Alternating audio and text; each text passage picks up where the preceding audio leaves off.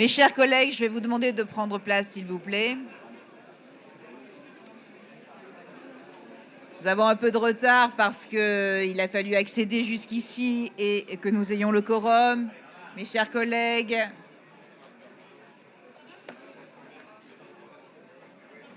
je n'arrive pas à mettre ça.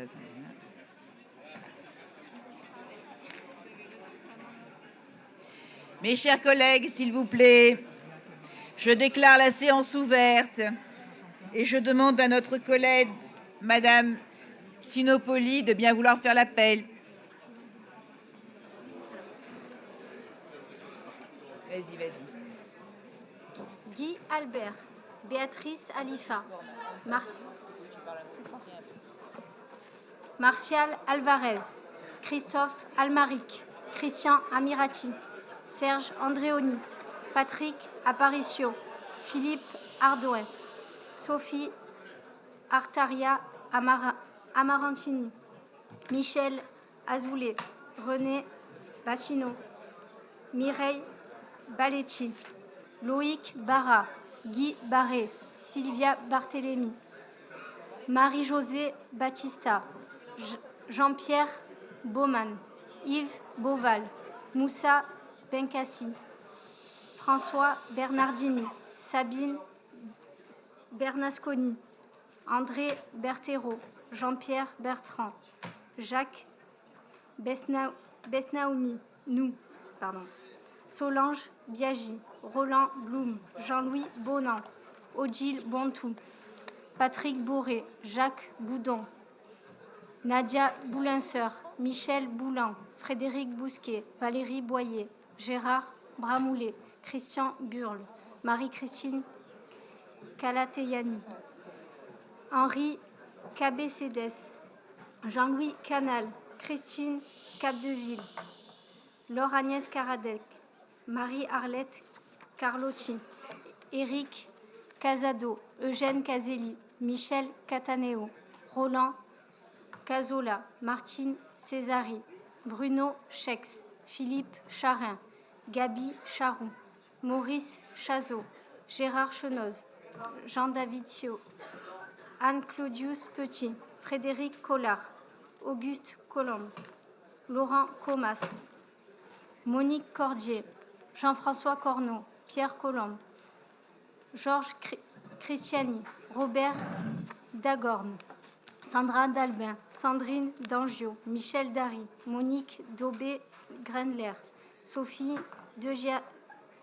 Degiani, Jean-Claude Delage, Christian Delavé, Philippe Desiendo, Anne-Marie Destiendor, Bernard Destro, Sylvienne Dicaro, Nouriati Denjabé,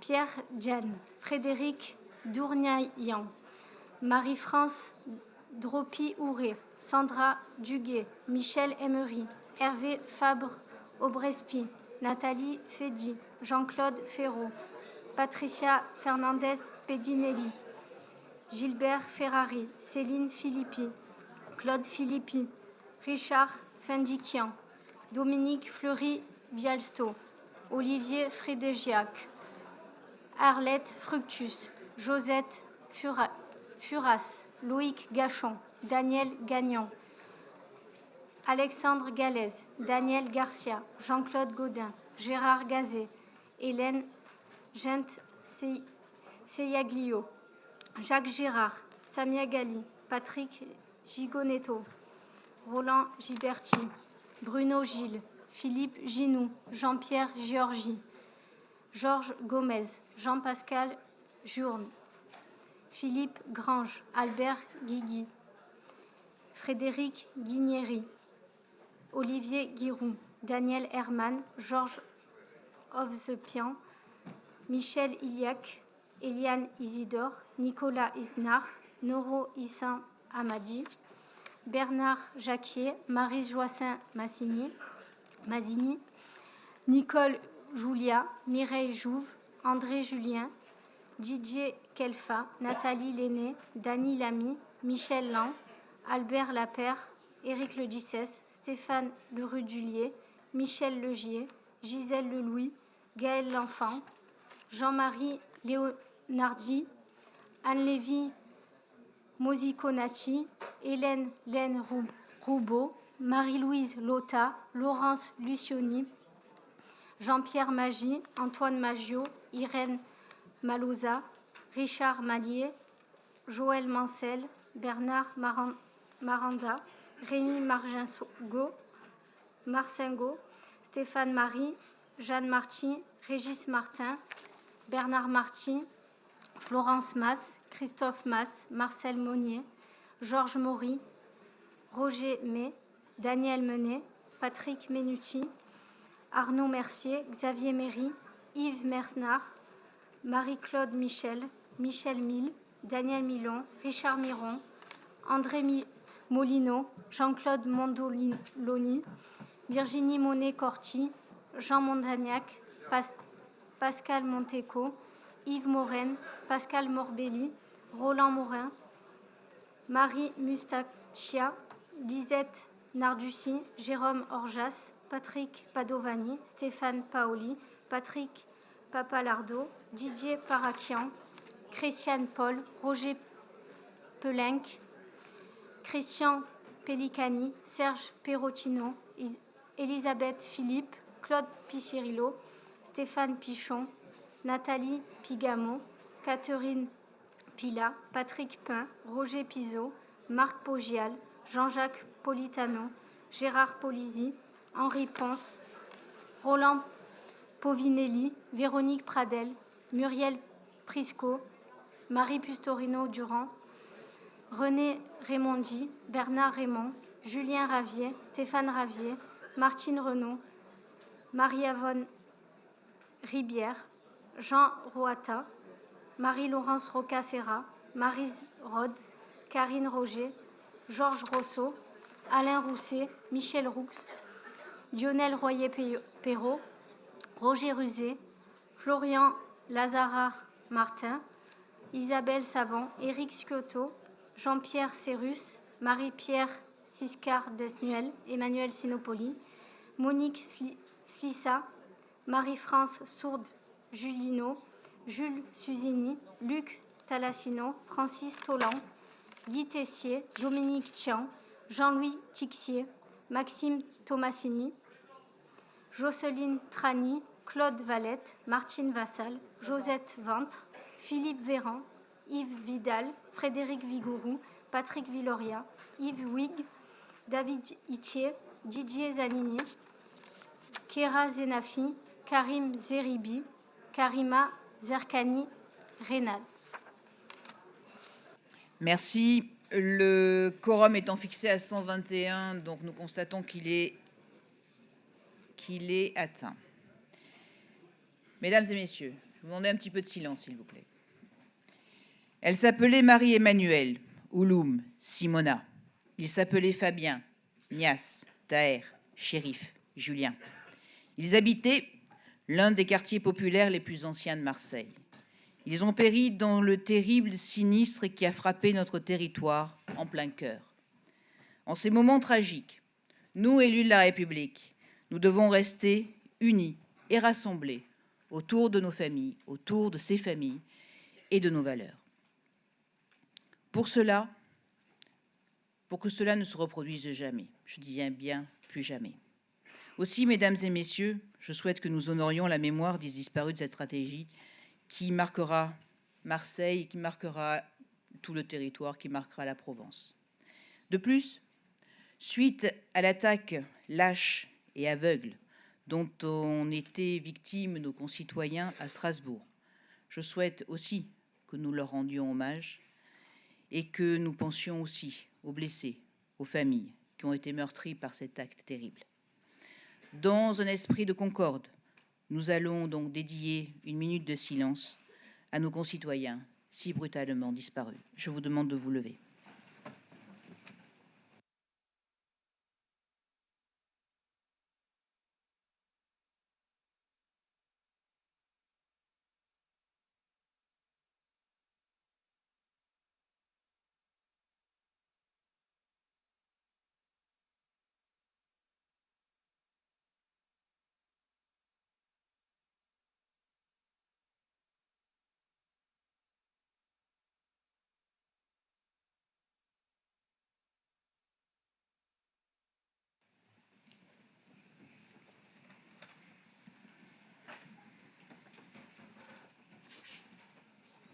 Mesdames et messieurs, nous avons un ordre du jour qui est assez chargé, puisque c'est plus de, aujourd'hui dans ce conseil, 480 rapports. Je crois que c'est un record. On n'a jamais eu autant de rapports à passer. Nous venons de faire un bureau avec 110 rapports. Mais néanmoins, avant de commencer l'examen de ces rapports, je tenais à vous faire un point d'étape sur l'avancement des mesures que j'ai annoncées le 28 septembre dernier sur la stratégie territoriale de l'habitat contre l'habitat indigne et dégradé. Cette stratégie repose sur deux principes fondamentaux, qui sont 1, la lutte contre l'inacceptable, et 2, le retour à l'ordre. Des mesures d'urgence d'abord ont été prises. Face à la détresse des familles à reloger, j'ai donné des ordres aux services de la métropole et du département d'apporter tout leur concours à la ville de Marseille et aux services de l'État. Le département met à disposition de la cellule d'urgence des assistantes sociales dédiées aux familles, en supplément bien sûr des aides financières d'urgence qui leur seront versées pour pallier aux situations les plus délicates. Le Conseil de territoire Marseille-Provence assure aussi toutes les interventions techniques sur la voirie, sur les espaces publics, aux abords du sinistre. Et dans un contexte de violence, de manifestation des derniers jours, les services de la propreté, notamment, et de la voirie, ont réalisé des prouesses de réactivité. Et je remercie le président Montagnac pour son efficacité. Du personnel de la métropole a été aussi mobilisé sur les PC de crise qui a été armé par la ville de Marseille et aussi à l'espace d'accueil des familles. J'ai rencontré monsieur le procureur de Marseille ainsi que monsieur le procureur général et nous avons établi toutes les passerelles entre notre administration et la justice pour gérer au plus vite les signalements d'indignité qui nous ont été adressés. Enfin, très prochainement, la maison de l'habitat, le fameux espace d'accueil de l'habitat, sera ouvert à toutes et à tous. Il sera implanté au 19 rue de la République. Et nous engageons d'ores et déjà les pourparlers avec nos différents partenaires, les partenaires habituels autour du logement, pour qu'ils nous rejoignent dans ce dispositif. Bien sûr l'ANA, bien sûr l'ADIL, le CAUE, mais aussi la ville de Marseille. Un fonds d'aide aux commerçants de la rue d'Aubagne va aussi être voté, et j'y reviendrai tout à l'heure. Ça, c'est l'urgence.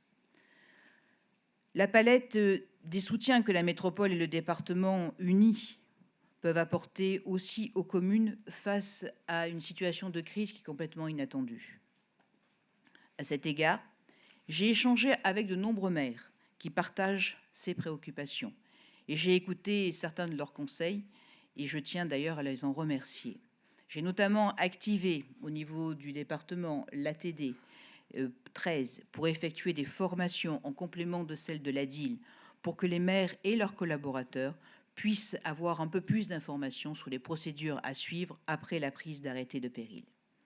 Mais je veux aussi vous convaincre de la nécessité de la mobilisation de l'ensemble des élus, car nous ne pouvons pas travailler que pour le court terme, et je souhaite mettre l'efficacité de la méthode, de l'ordre, pour aujourd'hui, demain et pour les années à venir.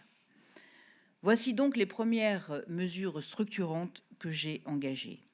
J'ai d'abord rencontré 2 fois monsieur le ministre de Normandie pour élaborer une stratégie de fonds partenariale avec l'État. 240 millions d'euros ont été annoncés par l'État. Nous sommes donc en phase. Nous avons évoqué ensemble la création aussi d'un outil spécifique contre l'habitat indigne, ce que l'on appelle une société publique locale d'aménagement d'intérêt national, une SPLAIN, avec en complément une société patrimoniale qui pourra aussi aider cette SPLAIN. Et nous souhaitons que l'État soit aussi un partenaire et en fasse partie. Nous activons tous les cadres contractuels les plus efficaces. Par exemple, le programme partenarial d'aménagement dans le cadre d'une grande opération d'urbanisme, et ils vont nous permettre ainsi de pouvoir mobiliser les fonds nécessaires. J'ai aussi demandé que nous accélérions les déclarations d'utilité publique, les fameuses DUP. Entre septembre et décembre, la métropole a déposé 28 dossiers. D'autres seront déposés dans la foulée, à peu près 9. Au total, je devrais aussi pouvoir proposer au prochain conseil de métropole, au mois de février, une centaine de DUP supplémentaires, spéciales, dédiées au logement social et à la restauration immobilière. En complémentarité de ce dispositif de DUP, de nombreuses acquisitions à l'amiable ou faites dans le cadre de préemption nous permettent aussi d'acquérir des biens dans les meilleurs délais au titre de la lutte contre l'habitat insalubre. Par ailleurs, le permis de louer, dispositif qui est issu de la loi ALUR, offre la possibilité de soumettre les propriétaires à une déclaration ou une autorisation préalable de mise en location de leurs biens, permettant ainsi de contrôler l'état des logements avant leur mise en location. Et ceci, bien sûr, afin de lutter contre les habitats insalubres et surtout contre les marchands de sommeil. Je m'engage à mettre en œuvre de manière expérimentale le permis de louer en partenariat avec la ville de Marseille. Cela représente une opportunité bien sûr supplémentaire, ce n'est pas suffisant, pour maîtriser les mises en location et éviter une spéculation immobilière sur des biens indécents. Je propose également de réunir un collège d'élus pour que nous puissions définir ensemble un périmètre pour cette expérimentation.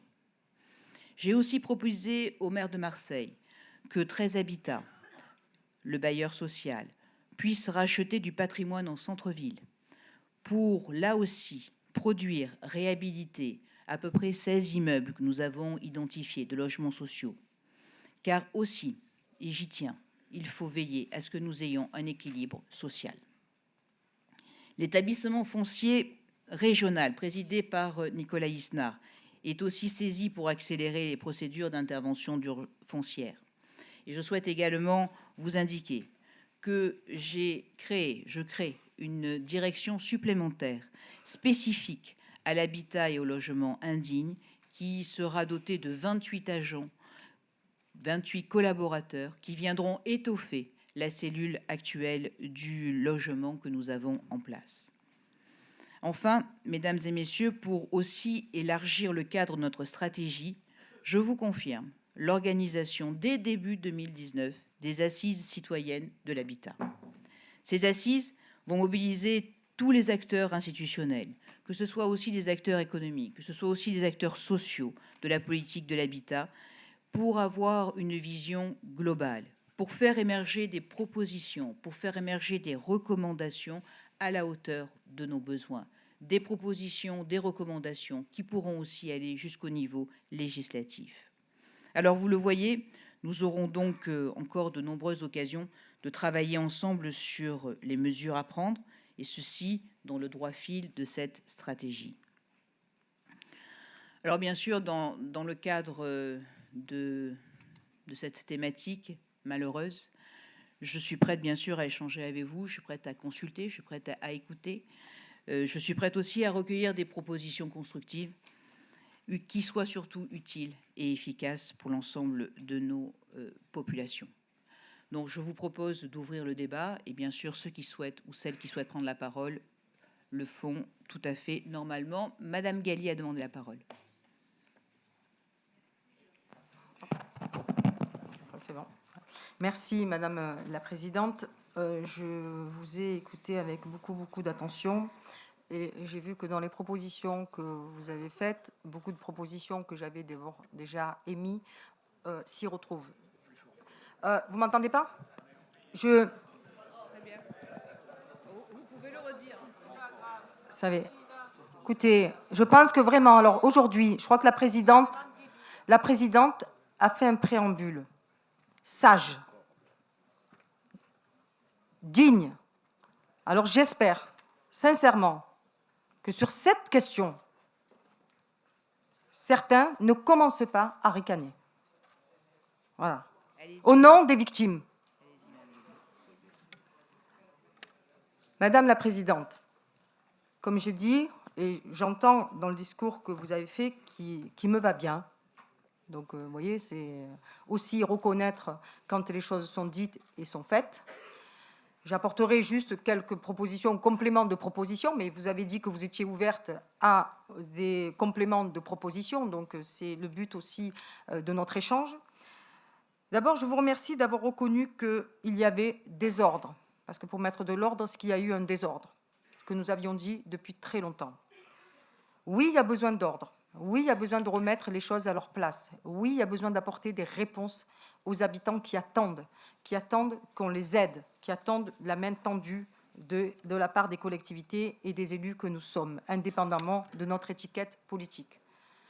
Marseille a souffert, Marseille souffre et Marseille ne doit plus souffrir. Mais pour cela, il faut y mettre en place des outils qui font que tout simplement, demain, ne retrouvions plus, on n'est plus en début de séance à annoncer des prénoms de personnes qui ne sont plus là. Je sais ô combien c'est douloureux. J'ai eu à le faire au Sénat, vous l'avez fait là. Quand on lit la liste des prénoms, de se dire que chaque personne ne reverra plus ceux qu'ils aiment et ceux qui les aiment ne les reverront plus. Nous avons tous une responsabilité pour demain, pour que ça n'arrive plus. C'est pour ça qu'il y a ce qui relève de la collectivité, mais il y a ce qui va relever aussi, tout simplement, de ceux qui mettent en péril la vie des gens. Notamment à travers le permis de louer. Oui, il me paraît essentiel, ce permis de louer, parce qu'il va permettre tout simplement d'autoriser, comme un permis de conduire, à ceux qui ont besoin d'être contrôlés, le fait qu'ils ne puissent pas mettre en danger la vie des autres. Juste une question sur permis de louer. Madame la Présidente, je souhaiterais qu'il soit étalé sur tous les territoires marseillais et au-delà d'ailleurs, parce que peut-être des mairies des autres communes hors Marseille ont plutôt intérêt, de mon point de vue, à adopter cela, parce que personne, et je le dis ici, aucun maire n'est à l'abri d'un propriétaire qui est malhonnête. Aucun maire ne peut être à l'abri demain de quelqu'un qui loue un logement indécent. Si on n'y rentre pas à l'intérieur, je le comprends. Et c'est finalement ce permis de louer, il va permettre à tout le monde finalement de se protéger.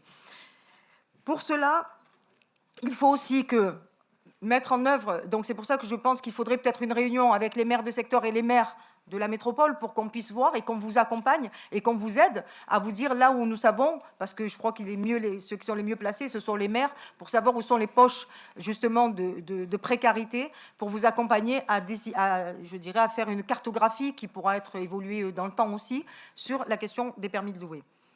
Il faut, il me semble, Madame la Présidente, aussi mettre face à leurs responsabilités les syndics. Les syndics qui jouent un rôle important, qui doivent aussi dénoncer, lorsqu'ils sont au courant, et parce qu'ils le savent, des logements insalubres, et notamment des cages d'escalier et de la structure même de ce logement insalubre. Ils doivent en avertir les élus, les maires ou les collectivités pour les alerter et mettre en place des outils afin que ça n'arrive plus. Ces syndics, certains font bien leur travail, d'autres sont des voyous. J'utilise le terme. Voilà, d'autres sont des voyous. Parce que quand on est capable, par tout simplement négligence volontaire, de laisser des gens mourir, enfin, parce qu'au final, c'est ça, un logement insalubre, il devient ensuite un logement en péril, et de fait, on laisse. Donc c'est eux, les premiers voyous. Je voudrais aussi, donc sur la question du permis de louer, OK. Sur la Convention, Madame la Présidente, sur le droit au retour. Je voudrais vous proposer le droit au retour. Pourquoi? Comme ça se fait dans le cadre de l'ANRU. Aujourd'hui, dans la question de l'ANRU, démolition, reconstruction, met des gens dans des logements tiroirs, des opérations tiroirs, et ensuite on leur permet à travers une convention, qui est une convention tripartite entre métropole, ville de Marseille, État, enfin, la roue HLM, tout le monde, pour permettre, lorsqu'on va reconstruire sur site, ou dans le périmètre où les gens habitaient, de pouvoir leur laisser la possibilité de revenir. C'est important pour eux, parce qu'il y a des personnes, quand on vit dans le centre-ville, on ne vit pas dans les quartiers. Quand on est dans les quartiers, on ne vit pas dans le centre-ville. C'est une autre façon de vivre et chacun doit pouvoir aussi avoir la possibilité de revenir là où il a ses amis, sa famille, ses écoles, enfin ses habitudes. Donc ça, je suis sûre, Madame la Présidente, que vous comprendrez, vous comprenez ma proposition, qui me paraît intéressante. Ensuite, sur le fonds d'aide aux victimes, je sais que vous avez fait des propositions, mais ces propositions, ce que je peux vous dire de ce que disent les gens qui sont aujourd'hui malheureusement sortis de leur logement, elles ne sont pas suffisantes et vous allez comprendre pourquoi. Parce qu'en réalité, elles proposent un prêt à taux zéro qui est une bonne chose, mais pas assez suffisant. Nous savons aujourd'hui qu'il y a des gens qui ont des logements, mais qui n'ont pas de quoi acheter le lit. Ils ne peuvent pas rentrer dans leur logement parce qu'ils n'ont pas de lit, pas le nécessaire vital pour pouvoir tout simplement vivre. C'est pour ça que je suis plutôt partante pour qu'on puisse donner directement des bons d'achat. Il y a assez de magasins qui peuvent permettre cela, afin que les gens puissent tout simplement se reloger. Et je le dis même pour les propriétaires occupants, parce que ce n'est pas parce qu'on est un propriétaire occupant que nous sommes, que les gens ont de l'argent. Il y a des gens qui ont mis toutes leurs économies, qui n'ont plus un centime et qui ne peuvent pas demain non plus reconstruire toute une vie. Quand on fait sa maison, ben, ça prend du temps, ça prend une vie. De demander à quelqu'un de pouvoir acheter tout d'un coup, c'est quasi impossible. Donc c'est pour ça que sur la question du fonds d'aide aux victimes, je pense qu'il faudrait peut-être réfléchir à avoir un truc un peu plus fort. Vous avez, et là, sur la question du code d'Erst, je voudrais, Madame la Présidente, et comme je sais que le maire de Marseille est là, j'en profite aussi, c'est la question du logement insalubre aujourd'hui dépend essentiellement des pouvoirs du maire. Je ne sais pas, alors vous allez me dire si peut-être que je me suis trompée, mais vous récupérez donc le code d'Erst. Est-ce que sur cette question-là, notamment sur la question du logement insalubre, c'est-à-dire que les dossiers sur les logements insalubres, est-ce que c'est la mairie de Marseille qui continue à le faire, ou est-ce que c'est la métropole? Et si c'est la métropole, est-ce qu'aujourd'hui, dans le cadre du contrat de la métropole, la mairie de Marseille vous a, et je sais pas, j'ai une question que je pose à vous et au maire, de savoir si ça a été, parce qu'il faut que ce soit le maire qui vous donne, qui vous transfère cette compétence. À l'heure où je parle, il me semble que cette compétence ne vous est pas encore transférée. C'est important de savoir qui va gérer cette compétence-là pour qu'on puisse, et je l'espère, avoir des vrais dossiers avec un comité de suivi. Je souhaite que sur cette question-là, il y ait un vrai comité de suivi. Il n'est pas normal que pour 2017, seulement 7 signalements ont été faits à l'ARS. Ce n'est pas acceptable. On ne peut pas, dans une ville de 860 000 habitants, avoir seulement 7 signalements auprès de l'ARS. Ou alors, ça voudrait dire que tout va bien à Marseille, et on a bien vu que malheureusement, non, tout ne va pas bien. Donc je crois qu'il faut justement, sur cette question-là, se doter de moyens, et vous l'avez fait, à travers, vous avez proposé la maison de l'habitat. Alors je ne sais pas si c'est ça qui va répondre à cette demande, mais en tout cas, moi, ça me va bien. Et ce que je voulais, et j'en finirai là, Madame la Présidente, et oui, vous direz « Ah » aux familles qui sont en train de pleurer, cet enfant de 9 ans qui n'a plus sa maman. Voilà. Donc, Madame la Présidente, oui, Monsieur Ravier, un peu plus d'essence, s'il vous plaît. Voilà. Sur la question des commerces, vous y avez répondu. Sur la maison de l'habitat, très bien. Je trouve que c'est une bonne solution. Je voudrais juste vous dire que voilà, j'espère que vous avez entendu aussi les nôtres, afin de mieux finalement harmoniser et de mieux finalement construire pour faire et pour montrer aussi aux Marseillais qu'on a compris leurs souffrances, qu'on a compris leurs attentes, et qu'au-delà de nos divergences politiques, il y a des moments où quand on souffre, quand la ville souffre, c'est nous qui souffrons, et donc c'est normal qu'on se mette autour d'une table pour avancer ensemble. Merci. Monsieur Vidal a demandé la parole, maire de Grance. Merci, Madame la Présidente. Tout d'abord, merci de lancer ce débat, parce que bon, je comprends que je reprendrai les propos de Mme Samia Ghali. Il n'y a pas que Marseille qui est concerné. Alors, à une autre échelle, autrement, peut-être effectivement, moi, un village, j'ai 2000 logements, je n'ai pas les mêmes problèmes.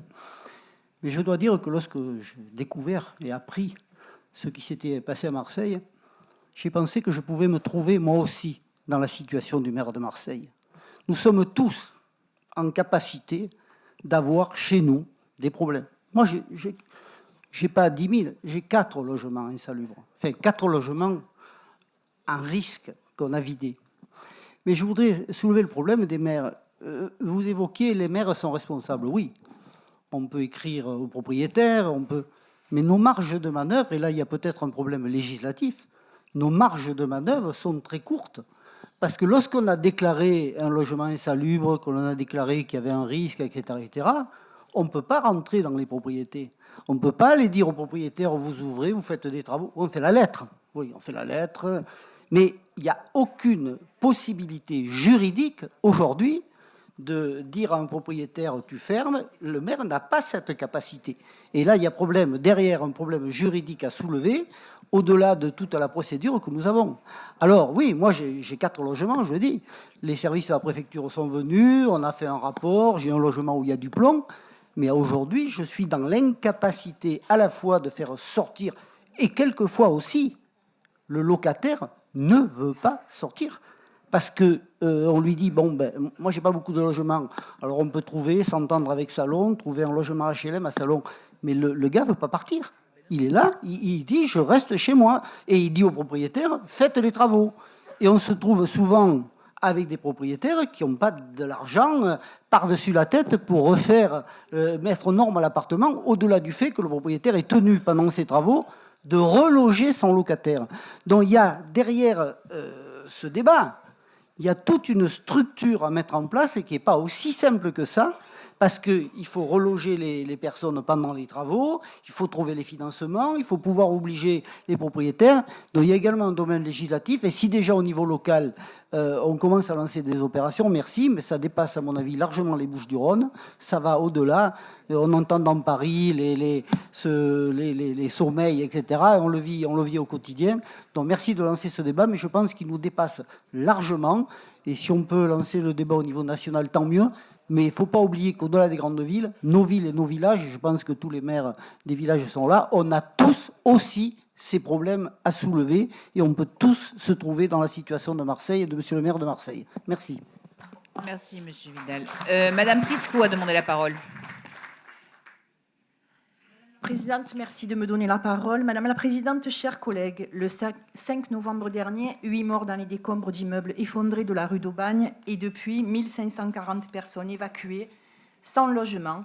Et les Marseillais sont en colère car personne ne peut atténuer la souffrance des familles endeuillées par ce drame. En colère car notre ville est rattrapée par le démon de l'abandon et des années de laisser-faire et pire encore, rattrapés par des marchands de sommeil dont certains sont dans notre Assemblée et dans vos rangs, Madame la Présidente. Et pendant ce temps, les Marseillais doivent encore attendre pour voir les mesures en matière de lutte contre les logements insalubres, des mesures qui permettront enfin des logements sûrs, sains et accessibles dans notre ville, dans notre métropole. Vous avez proposé et présenté un plan à 600 millions d'euros pour améliorer la situation du logement. Mais je ne parviens pas à comprendre pourquoi et comment le relogement des familles évacuées du quartier Noailles, qui doit coûter bien moins que cela et bien moins que les vestiaires du Cercle des Nageurs, tarde tant, et j'imagine alors l'incompréhension des Marseillais. Madame la Présidente, vous avez indiqué dans la presse, et je vous cite, qu'en mobilisant l'ensemble des forces institutionnelles, métropoles, villes et départements, une vingtaine de baux ont été signés, mettant à disposition des logements sociaux aux familles sinistrées. Nos forces institutionnelles ne nous permettent le relogement que de 20 familles. Eh bien, pardonnez-moi, mais nos forces sont bien faibles. Cette situation est insupportable. Mais qu'attendons-nous pour reloger immédiatement en centre-ville ces familles qui ont besoin de repos et de sérénité ? Des propositions sont mises sur la table par mes collègues et plus particulièrement par Marie-Arlette Carlotti qui ne cesse d'alerter et de proposer depuis des mois, des années, des choses simples et qui fonctionnent dans d'autres villes de France en matière de lutte contre le logement indigne. Il est temps, vraiment temps de montrer aux Marseillais que nous sommes responsables, des responsables politiques à la hauteur des enjeux de notre métropole et que nous pouvons apporter des réponses justes, nécessaires, proportionnées et indispensables après ce drame. Je vous remercie, Madame la Présidente. Madame Carlotti, s'il vous plaît. Madame la Présidente, mes chers collègues, Madame la Présidente, vous le signalez tout à l'heure, en effet, je crois que le drame du 5 novembre restera dans la mémoire collective des Marseillais de façon forte, un peu comme l'incendie des Nouvelles Galeries dont on nous parle dans l'histoire de notre ville. Et donc, vous le savez, ça vient d'être rappelé, vous l'avez dit tout à l'heure, 8 morts, plus tard une dame aussi, des centaines de sinistrés, 1500 personnes à reloger, des gens qui ont tout perdu du jour au lendemain, mais ça on partage cette compassion à leur égard, des gens qui n'ont plus rien du jour au lendemain, qui sont obligés d'aller dans la cellule d'urgence de la rue Beauvau, qui, vous le savez, est complètement dépassée malgré la très bonne volonté des agents qui sont là, et c'est vrai qu'il faut leur rendre hommage, parce que beaucoup sont volontaires, et du coup, on voit bien que les services des institutions derrière ne fonctionnent pas. Vous venez de faire des propositions pour renforcer cette cellule, pour la modifier, pour la transformer. Tant mieux, nous attendons de voir ce que ça va donner. Par ailleurs, le ministre du Logement a été obligé de mettre en place une mousse, a mandaté la SOLIA afin d'assurer l'accueil, le diagnostic et l'accompagnement des familles vers un relogement. Je trouve que c'est pas mal. Il faut qu'il aille un peu plus loin, le ministre, parce qu'en fait, quand les collectivités territoriales sont défaillantes, c'est l'État qui doit se substituer. C'est ce qu'il est en train de faire. Je voudrais vous dire, mes chers collègues, qu'est-ce qui se passe à Marseille? J'ai entendu Yves Vidal parler tout à l'heure. Il se passe que c'est terrible dans la deuxième ville de France. Vous imaginez pas. Vous avez bien sûr chez vous certainement des logements insalubres, des difficultés dans chacune de vos communes, mais vous n'accepteriez pas la situation que nous vivons aujourd'hui, que vivent les sinistrés aujourd'hui. Moi, bien sûr, je ne la vis pas, mais je suis comme vous tous avec eux, comme tous les élus qui sont là. Vous ne pourriez pas l'accepter. La situation que nous vivons aujourd'hui, que vit Marseille aujourd'hui, c'est le drame du mal-logement. C'est le résultat d'une politique laxiste et insuffisante. C'est une politique qui a été négligente à l'égard des plus précaires et des plus pauvres. Et je suis désolée, Madame la Présidente, mais vous êtes aussi co-responsable, comme l'ensemble des élus de la majorité, de la politique qui est menée à Marseille. Parce que vous avez aujourd'hui toutes les collectivités locales, toutes les manettes, et que vous ne faites rien. Toujours, comme dit Yves Vidal, se cacher derrière des procédures trop lourdes, trop longues, on ne peut rien faire. Et le pire, Madame la Présidente, le pire, c'est que jour après jour, et au fur et à mesure des investigations de la presse, on découvre que des marchands de sommeil, ces voyous qui exploitent la misère, se trouvent aussi parmi les élus de votre majorité. Est-ce qu'il y en a encore aujourd'hui, Madame la Présidente? Est-ce qu'il y en a encore aujourd'hui parmi nous ici? Si oui, qu'ils quittent nos rangs parce qu'ils nous discréditent. Et quelles que soient les propositions que vous allez faire et que nous allons voter, elles n'auront pas de substance, elles ne seront pas crédibles tant qu'ils nous discréditeront à ce point. Est-ce que vous croyez que c'est utile aujourd'hui de mettre à mal la parole du politique avec ce qui se passe dans le pays, notre parole à tous? Madame la Présidente, je vous demande que vous soyez extrêmement intransigeante. Vous avez commencé à le faire. Allez beaucoup plus loin à l'égard de ces personnes, de ces élus qui nous portent tort. Je relisais récemment votre lettre de candidature, Madame la Présidente, celle du 5 septembre. 2 mois seulement avant le drame. Il n'y a pas une ligne, pas un mot sur la question du logement, tellement que vous n'aviez pas mesuré à l'époque qu'avoir un toit digne sur la tête, c'était la première préoccupation des citoyens de notre métropole. Depuis, vous vous êtes ressaisis. Vous vous êtes ressaisis et vous avez annoncé un plan qui, avec 600 millions d'euros, pouvait apparaître massif, bien que la présentation à la presse, pour nous apparaissait incomplet et imprécis. Aujourd'hui, vous présentez 3 délibérations, au-delà de ce que vous venez de dire en mesure d'urgence, qui sont la mise en œuvre de ce plan. Certes, vous avez annoncé, et plutôt dans votre propos liminaire, des dispositions dans lesquelles nous nous retrouvons, et Samia Ghali l'a dit tout à l'heure, mais globalement, je dois vous dire que j'ai l'impression que la montagne accouche d'une souris. Nous touchons du doigt, là, en lisant les 3 délibérations, l'immense décalage qu'il y a entre les annonces qu'on avait vues dans la presse, avec le volontarisme que vous aviez montré, et le contenu des propositions. Sur le délibération 390, j'y reviendrai, puisque nous avons déposé un amendement. Sur la délibération 391, vous prenez acte de la délibération de l'ANA en disant que vous vous engagez à mobiliser tous les dispositifs. Ça va de soi, heureusement. Et sur la délibération 392, vous proposez une aide exceptionnelle accordée aux ménages via la CAF. C'est très bien, nous prenons, les sinistrés prennent, même si, comme le disait tout à l'heure Samia Ghali, c'est assez court.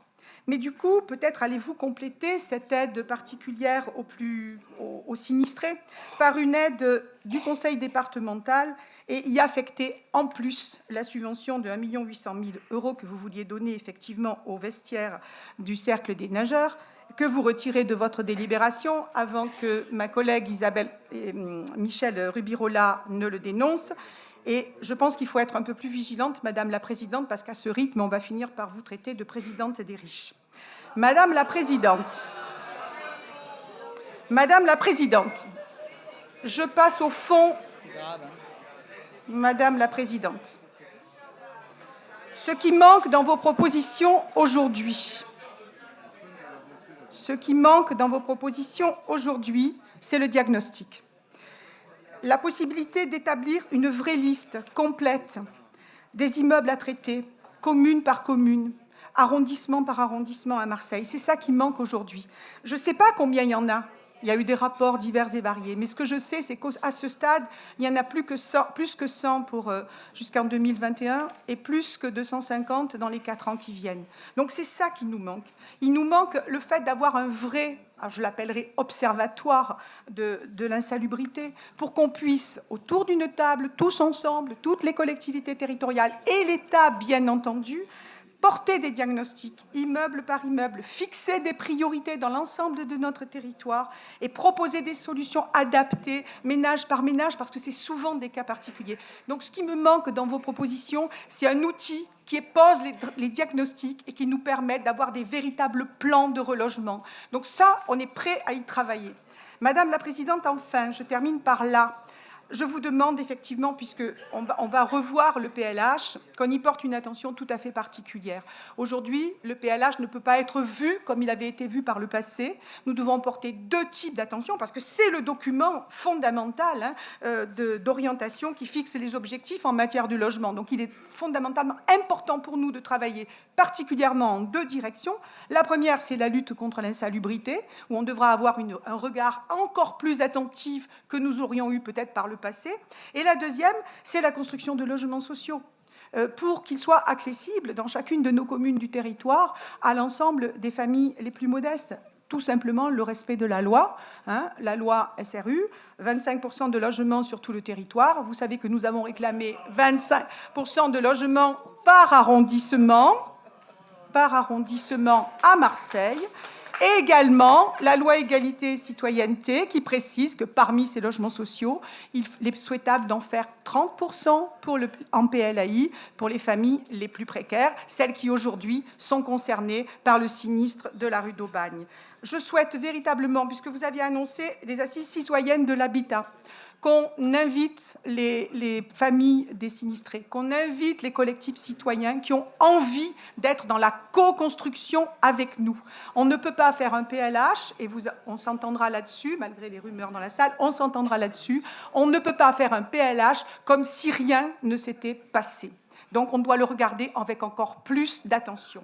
Madame la Présidente, nous allons voter vos rapports parce que c'est une avancée, même si pour nous, vous le savez, je viens de vous le dire, le compte n'y est pas. Nous sommes partants pour faire des propositions. Vous avez parlé d'un collectif d'élus, de responsables, je ne sais pas. Nous sommes partants pour avancer, faire des propositions plus précises dans ce sens.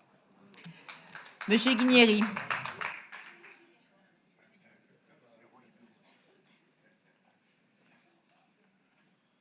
C'est pas en quelques minutes de débat qu'on va trouver toutes les solutions instantanément. Et moi, je pense que la proposition la plus intéressante, c'est les états généraux de l'habitat indigne et de l'habitat insalubre, de façon à se retrouver posément autour d'une table pour que ceux qui sont capables d'apporter des solutions, des réponses, les apportent. Moi, je voudrais qu'on ne se voile pas la figure, les yeux.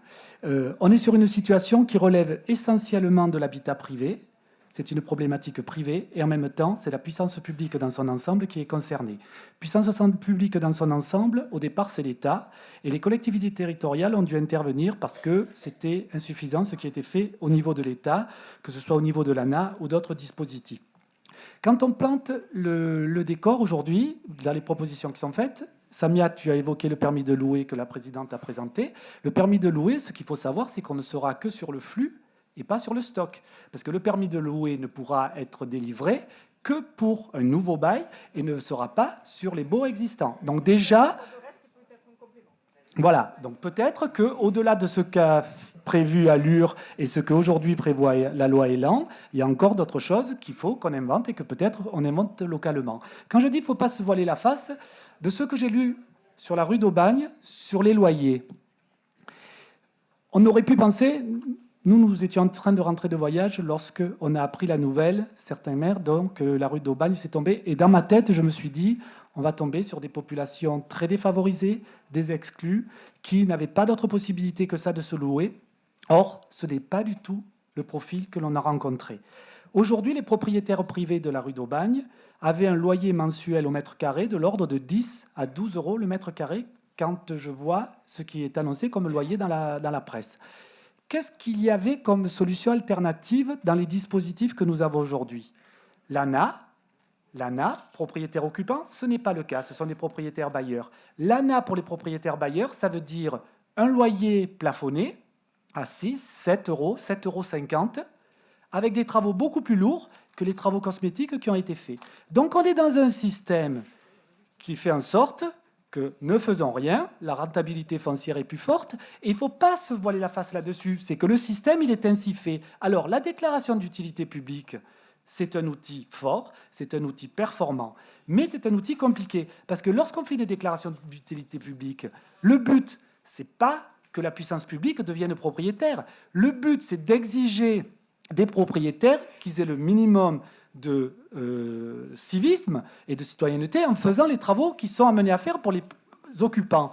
Mais s'ils ne font pas ces travaux, effectivement, la déclaration d'utilité publique, derrière, c'est l'expropriation. Qui dit expropriation dit acquisition, dit estimation des domaines, etc.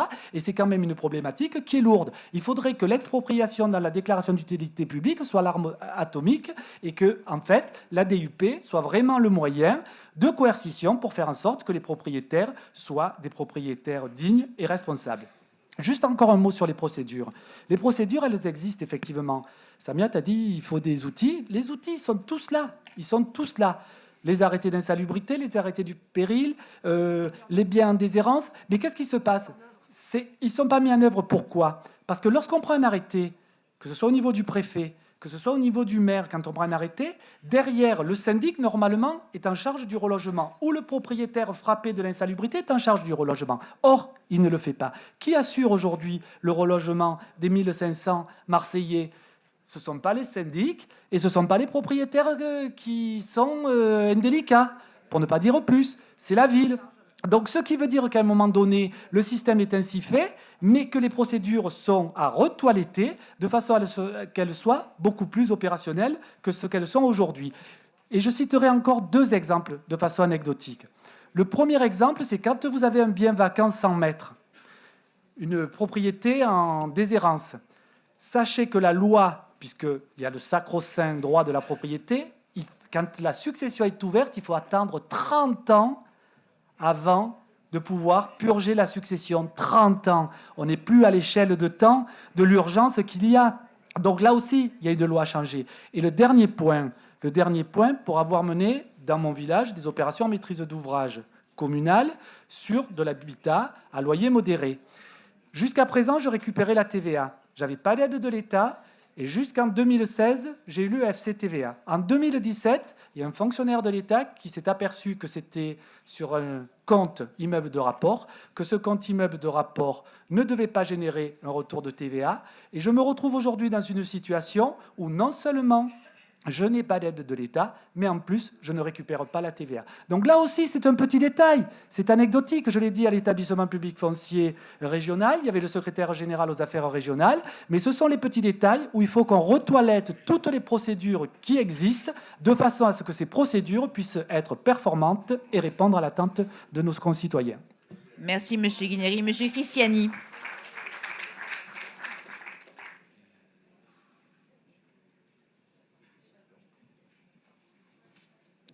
M. Cristiani, normalement, ça va venir. Ah, Merci, madame. ça commence. Madame la présidente, mes chers collègues, ce débat qui était extrêmement important dans le moment que nous vivons redevient marseillais et on est au conseil municipal de Marseille, avec tous les démons que cela peut engendrer. En tant que maire d'une commune des Bouches-du-Rhône et de la métropole, d'abord je souhaiterais, si vous le voulez bien, mes chers collègues, que nous puissions s'exprimer dans le cadre d'un dossier aussi grave avec sérénité, chacun d'entre nous. Ça, c'est la première des choses. La deuxième chose, c'est lorsqu'un débat démarre aussi sobrement, il est bon de le conserver face à l'immense travail qui est devant nous. On a dit, les 91 autres maires savent que ce problème-là peut arriver à chacun d'entre nous. Notre collègue Yves Vidal l'a dit et nous le savons tous. Je dis que l'avenir est trop important dans ce domaine-là de l'habitat qui devienne digne. Le problème est trop important. L'immense travail législatif est important également. Il faut se rendre compte de ça. On est face à des réglementations, des procédures, telles que notre collègue Guidiri vient de le dire et l'annoncer. On est face à un travail immense. Il est de notre devoir, aujourd'hui, à la métropole de Aix-Marseille-Provence, de débattre dans la dignité et surtout pas, que le démon politicien vienne d'encombrer nos débats. Je m'excuse, Madame la Présidente, je ne suis pas moralisateur, mais je pense qu'à un moment donné, lorsqu'on est face à ce problème-là, il faut savoir raison garder et être face à une difficulté qui peut être celle de 92 maires, voire de 36 500 communes de France. Merci beaucoup. Merci, Monsieur Cristiani. Monsieur Magie.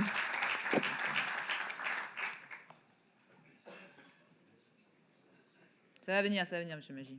Ça marche pas? Écoutez, moi, je ne vais pas rajouter sur le drame qui s'est passé à Marseille. Par contre, moi, je suis une commune carencée. Et j'ai la volonté de faire des logements sociaux. Donc, je me suis amusé sur ma commune à faire des calques. Premier calque, j'ai mis tous les terrains qui sont un problème sismique. Deuxième calque, j'ai mis les terrains où j'ai des problèmes d'inondabilité par ruissellement ou par débordement. Troisième calque, j'ai mis la flore et la faune. Et je peux vous dire que sur 32 hectares, je ne peux faire que 600 logements. J'ai des logements qui sont bloqués au centre de la commune, où le terrain a été acheté à un certain prix majoré par les juges. L'opération n'est plus faisable. On réduit le nombre de logements et presque on donne des indemnités aux futurs aménageurs. Non, moi, on arrive à un stade, j'ai la volonté de faire des logements sociaux, mais si on continue dans ce sens-là, on ne réglera aucun problème. Donc, je voudrais, au niveau de la discussion, qu'on nous aide, parce que, honnêtement, ça devient infernal. De plus, en 5 ans, j'ai versé, pour la carence, 1 million d'euros. Eh oui, bien sûr. Merci, Monsieur Magie. Monsieur Philippi. Merci, Madame la Présidente. Bon, je me réjouis des 2 ou 3 dernières interventions qui, effectivement, viennent apaiser un peu le débat. Mais enfin, la sérénité n'exclut pas l'indignation, mon cher Georges. Ce que j'ai entendu tout à l'heure, c'est le degré zéro de la politique. Parce qu'il faut quand même être honnête. Vous avez des élus qui s'expriment, qui exploitent et qui récupèrent le drame de Marseille, qui ont été ministres de la République il n'y a pas très longtemps, et qui n'ont jamais bougé le petit doigt, ni pour la ville de Marseille, ni pour les territoires qui le composent et qui l'animent.